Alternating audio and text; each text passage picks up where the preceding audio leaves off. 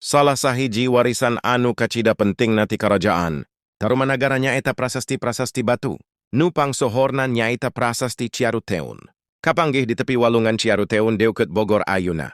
Eusina nyaritakeun ngeunaan raja. Purnawarman anu disebut minangka panglindung rahayat.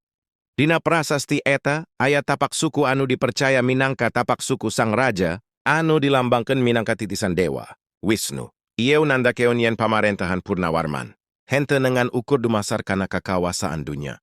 Tapi oge aya unsur sakral jong karohanian. Di sabu deurun Ciarutun kapanggih oge prasasti-prasasti sejen sapertos. Prasasti kebon kopi anu ngandung tapak suku gajah, lambang kakuatan Wisnu. Prasasti tugu anu nyaritakeun nangeunaan pangwangunan solokan irigasi pikeun. Ngairigasi sawah rahayat, ieu nunjukkeun yen pamarentahan Purnawarman merhatikeun kahirupan sapopoe rahayatna. Prasasti Jambu anu nyebutkeun yen Purnawarman teh gagah perkasa sarta adil karahayatna. Ku ayana prasasti ieu, urang tiasa ngartos yen tarumanagara lain saukur legenda, tapi karajaan anu nyata. Aya sarta ninggalkeun bukti arkeologis anu masih bisa kapanggih nepi ka ayuna. Prasasti-prasasti ieu oge ngabuktikeun yen 1. Bahasa Sanskerta jeung aksara Palawatos dipake di Tatar Sunda. 2. Aya pangaruh budaya India, utamana Hindu, tapi tetap dicampur jeung budaya lokal.